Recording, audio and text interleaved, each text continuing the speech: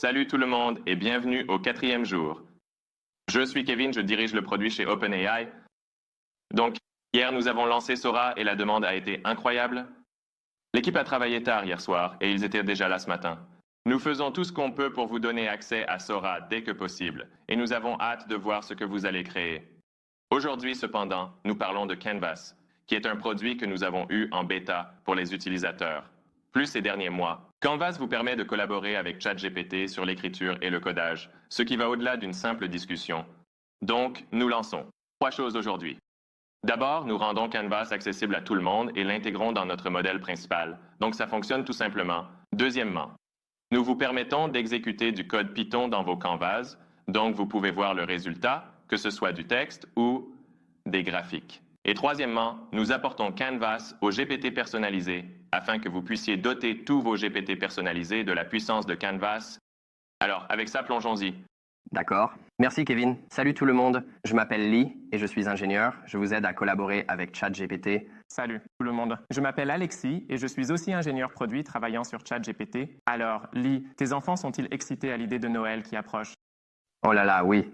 Tu sais, je pensais que ce serait bien de créer une histoire de Noël. Ouais, allons voir ça. D'accord. Donc, si je vais sur ChatGPT, vous remarquerez qu'à partir d'aujourd'hui, il y a un nouveau bouton dans le compositeur qui nous permet de voir tous les outils disponibles.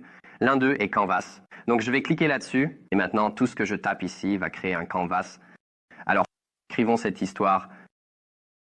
Aidez-moi à écrire une histoire de Noël sur des elfes rigolos pour mes enfants.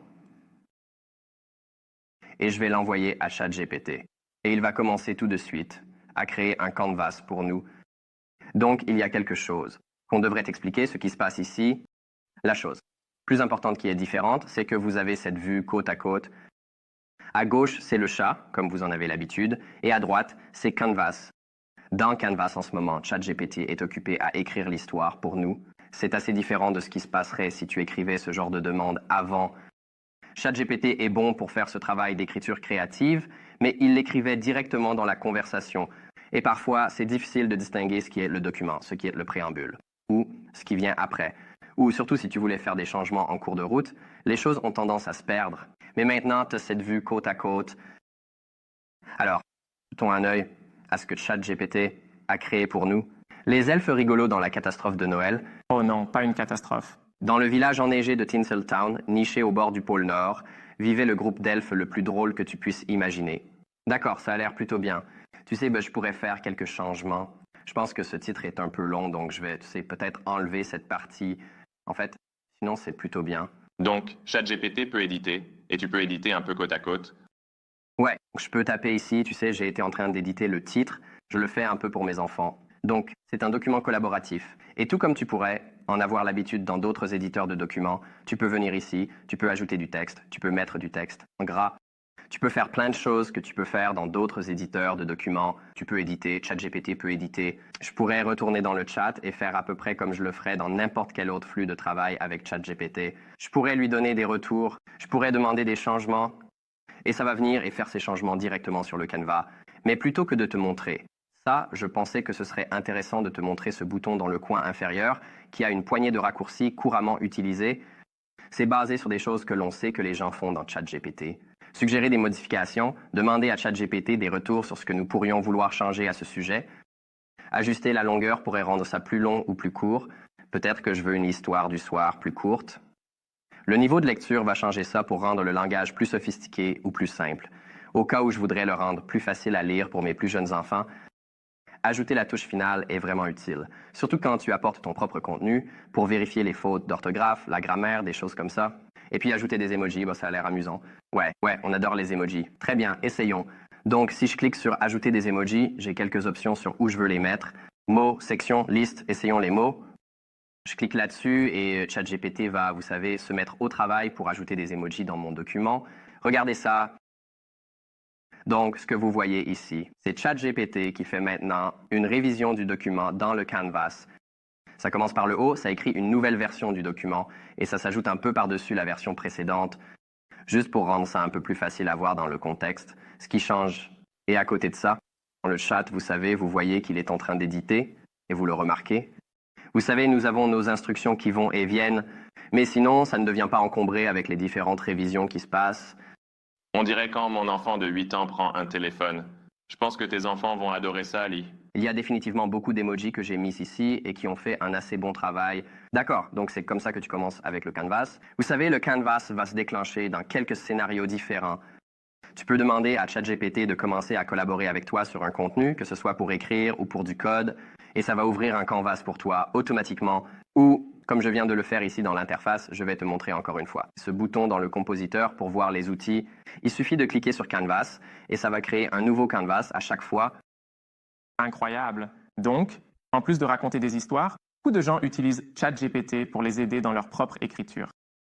Apprendre à être un bon écrivain, c'est difficile. Et aujourd'hui, nous sommes vraiment ravis de présenter de nouvelles fonctionnalités dans le Canvas pour faciliter l'obtention de retours sur votre travail. Donc, pendant mon temps libre, je suis un peu passionné de physique. Et donc, j'ai un essai ici sur lequel j'ai travaillé intitulé « Le traîneau du Père Noël, explorer le rôle de l'énergie noire dans la propulsion des rennes ». Je vais copier ça depuis mon éditeur de texte et le coller dans la zone de saisie dans ChatGPT parce que j'ai mis une quantité substantielle de texte. Nous avons maintenant un nouveau bouton en haut à droite qui dit « Ouvrir dans le Canvas ». Si je clique ici, le contenu de l'invite est mis dans le Canvas et c'est la même surface modifiable que Lee était en train de démontrer. Tu pourrais mettre ce titre en gras. Ouais, donc je peux aller ici et faire un changement si je veux avant de l'envoyer à ChatGPT. Ça n'a pas encore été envoyé. Alors, tu as fait ce changement en gras, que s'est-il passé? C'est ça, ouais, c'est toujours un document brouillon. Donc, tant que je n'envoie pas de message, je peux l'éditer autant que je veux et ChatGPT ne l'a pas encore vu. Et c'est attaché au compositeur. Exactement. Donc, je vais aller ici et je vais demander à ChatGPT « Peux-tu laisser quelques commentaires sur mon essai ?» du point de vue de mon professeur de physique. Bon, d'accord. Donc, peut-être que ça va te donner quelques conseils techniques. Ouais, j'espère. On va voir ce qu'il va en revenir. Avec Canvas, ChatGPT sélectionne des parties de ton travail et commente en ligne, facilitant le lien avec les suggestions. Parce que tout serait en ligne dans le chat. Mais maintenant, avec le Canvas, ChatGPT peut sélectionner des portions spécifiques de ton travail et laisser des commentaires en ligne, ce qui rend vraiment facile de relier les suggestions. Ton travail? Ouais, je regarde ça. C'est des retours. Plutôt bon. Pense à lier cette introduction plus explicitement à l'exploration scientifique de l'énergie noire pour établir immédiatement le lien avec la physique. Mais ça n'a pas juste répondu à ça dans le chat. Il a sélectionné « Le traîneau du Père Noël et ses rennes volants ont longtemps fasciné les gens, mêlant mystère et magie. » D'accord? Donc, c'est comme choisir des phrases sur lesquelles il veut te donner des retours, puis écrire des commentaires spécifiques pour chaque phrase. Exactement. Et chacun de ces commentaires, je peux avoir un bouton « Appliquer ». Donc, cliquer sur « Appliquer » permettrait à ChatGPT de passer en revue et d'appliquer l'édition comme il le juge approprié. Et bien sûr, je pourrais alors rejeter cette modification si je le voulais. Mais comme c'est mon propre essai, je vais y aller et faire des changements moi-même. Donc, j'aime ce commentaire. Tu as fait une remarque rapidement. Développe brièvement pourquoi l'énergie noire est mystérieuse pour donner du contexte. Je vais dire « On ne sait pas ». On sait. Pourquoi l'univers s'étend, mais on ne sait pas? Pourquoi le Père Noël est si rapide dans son traîneau? Je suis curieux à propos de ça. Cool. Mystère de l'univers. Les mystères de l'univers. Je vais ignorer ce commentaire parce que je pense que je l'ai déjà traité. Et quand je suis prêt à sortir mon essai de ChatGPT, je peux cliquer sur ce bouton copier et l'envoyer à mon professeur. Je suis sûr ton prof va adorer ces changements. C'est de la recherche à la pointe ici. Mais en plus d'écrire dans ChatGPT, on sait que beaucoup de gens l'utilisent aussi pour la programmation. Et nous avons fait des améliorations vraiment passionnantes pour la programmation dans Canvas aussi. Donc, j'ai aussi aidé le Père Noël avec quelques logistiques pour la fabrication de jouets. Et j'ai appris quelques outils de science des données en Python. Donc, tu es un ingénieur chez OpenAI. Tu es aussi chercheur en énergie noire et tu aides le Père Noël avec la logistique. Ouais, le Père Noël pourrait être partout, tant qu'on essaye vraiment aussi ici chez OpenAI. Donc, j'ai un exemple de code sur lequel j'ai travaillé localement. C'est mon IDE local, mais quelque chose ne fonctionne pas et j'ai besoin d'aide pour le débugger. Je vais copier ça et ensuite le coller dans ChatGPT. Je vois le même, bouton ouvrir dans Canvas. Je clique là-dessus et maintenant j'ai une toile ouverte, mais cette fois, c'est en fait un éditeur de code. Donc, ChatGPT a reconnu que c'est du code Python. J'ai la syntaxe Python, la mise en surbrillance et même un peu d'autocomplétion. Bon. Je sais que ce code ne fonctionne pas, donc je vais demander à ChatGPT « Peux-tu m'aider à débugger ce code ?» Qu'est-ce qui pourrait mal se passer? ChatGPT voit le code, on dirait qu'il identifie que plot label n'existe pas dans Matplotlib. Il fournit un exemple de code corrigé. On pourrait faire confiance à ça et le ramener localement. Mais l'une des nouvelles fonctionnalités que nous voulons démontrer aujourd'hui, c'est la possibilité d'exécuter réellement votre code Python dans la toile. Donc, en haut à droite, nous avons ce bouton intitulé « Exécuter ». Voyons si ChatGPT se termine. On va cliquer sur « Exécuter » et voir ce qui se passe. Cliquer, exécuter, et on dirait qu'immédiatement. En fait, on voit que le label n'est pas défini, donc ChatGPT avait raison à ce sujet. On voit l'exception, et tout de suite, tout ce qui est dans la console est montré à ChatGPT. Donc, ChatGPT voit cette exception, et il laisse en fait un commentaire à ce sujet. Et on dirait que ça corrobore ce que dit ChatGPT. Pas une fonction valide dans Matplotlib. Vous pourriez probablement utiliser title à la place. C'est génial. J'ai l'impression que j'essaye toujours d'apprendre de nouvelles bibliothèques. Et c'est exactement le genre d'erreur que je fais tout le temps, juste. Oublier l'API pour quelque chose. C'est incroyable qu'il ait repéré ça tout de suite. Ouais, et tout comme les commentaires dans le document, il y a un bouton Fixbug pour laisser ChatGPT le corriger pour vous. Donc, quand je clique sur Fixbug, on montre à ChatGPT l'exception et votre code, et il est capable de modifier le canvas pour faire cette correction. C'était assez rapide, donc. Peut-être qu'on veut voir exactement ce que ChatGPT a changé. Ouais, et il y a ce super bouton « Montrer les changements dans l'entête du canvas ». En cliquant là-dessus, vous obtiendrez un diff en ligne qui devrait être familier aux personnes qui utilisent Git pour vous montrer exactement quels changements ont été effectués. C'est cool. Et montrer les changements marche pour le code, mais aussi pour les documents. Exactement, ouais. Ça fonctionne à la fois dans le document et dans les deux éditeurs. Donc maintenant qu'on a ça corrigé, on peut essayer de cliquer sur « Exécuter » pour voir si ça fonctionne maintenant. Et waouh, c'est rapide.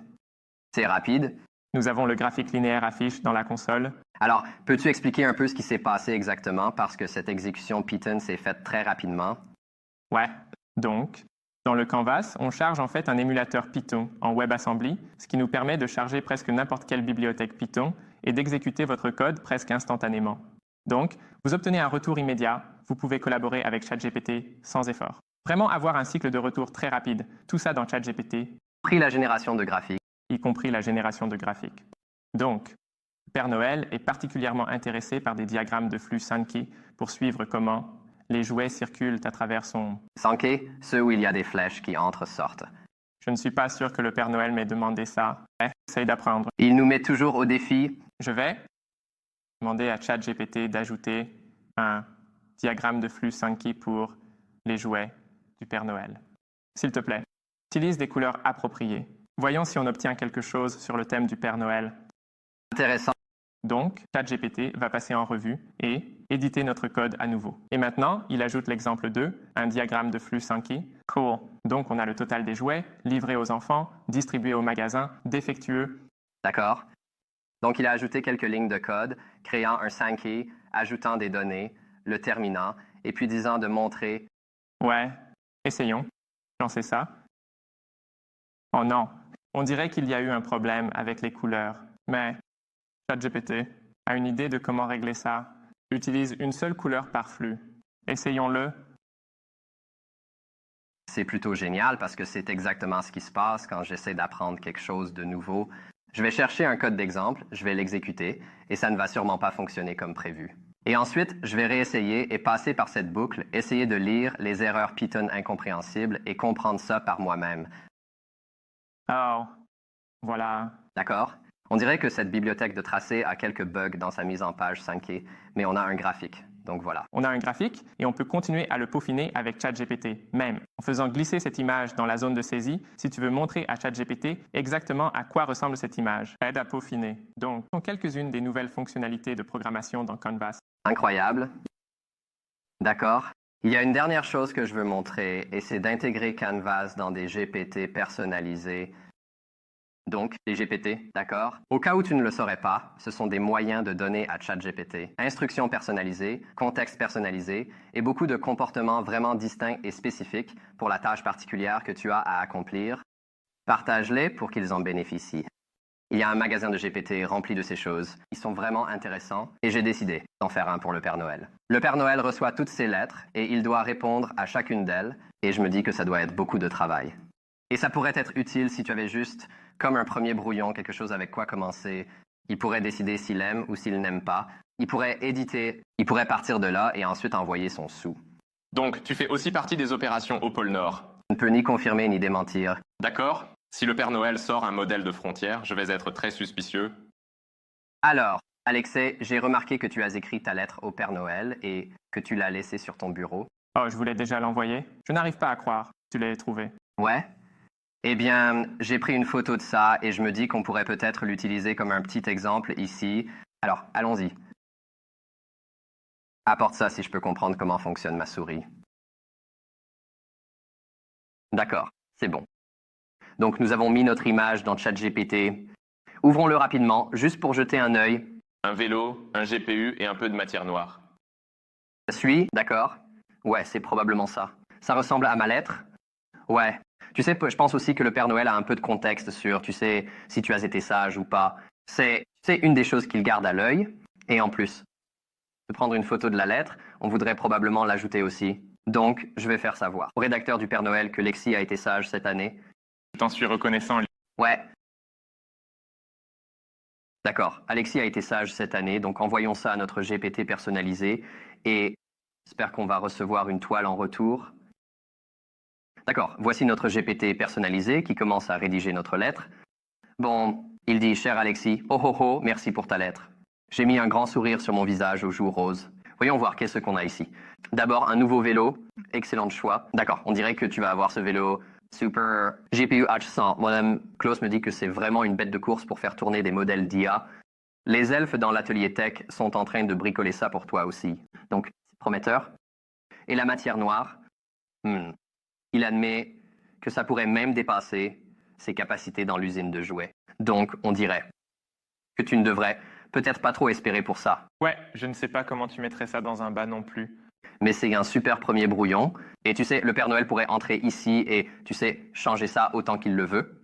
Il peut faire des modifications autant qu'il le veut. Et ensuite, dès qu'il est prêt, tu sais, il écrira ça dans son style d'écriture caractéristique et renverra cette lettre. J'espère que ça va faire gagner du temps à Sam. Et donc, tu sais, on devrait parler un peu de ce qui se passe vraiment ici. Tu peut-être remarqué que je n'ai pas cliqué sur le bouton du canevas. Je n'ai pas mentionné de créer un canevas. Il a juste créé un canevas. Donc, c'est un exemple de ChatGPT qui détermine que créer un canevas serait la bonne chose à faire. Mais je devais le savoir pour faire ça. Ouais, eh bien, quand j'ai construit ce GPT personnalisé, j'ai mis ça dans les instructions personnalisées. Alors, vous voulez voir comment j'ai fait ça? Tu peux montrer? Ouais, s'il te plaît. Donc, si on monte ici dans le GPT et qu'on clique sur Modifier, ça devrait nous amener à la page de configuration. Donc, c'est comme ça que tu configures un GPT. C'est simple. Tu peux avoir une image, un nom, une description. L'important ici, ce sont les instructions. Donc, j'ai écrit ici, tu es un outil pour le Père Noël pour l'aider à rédiger des premières ébauches de réponses sur le canevas aux lettres qu'il reçoit, chaque réponse devant être écrite dans le style et l'humour caractéristiques du Père Noël. Et ton travail est d'écrire des réponses aux lettres en utilisant l'outil Canvas. Donc, les instructions, je lui ai dit d'utiliser l'outil Canva, donc je m'attends à ce qu'il utilise le Canva, à peu près tout ce que j'y mets, qui est exactement ce que je veux qu'il fasse. Ça va être le bon outil. En plus de ça, en bas, il y a une liste de cases à cocher sur tes capacités. Donc, voici l'ensemble des outils dans ChatGPT qui sont disponibles dans les GPT. Et il y a le nouveau ici, Canvas, qui commence à être déployé aujourd'hui et sera activé par défaut pour les nouveaux GPT.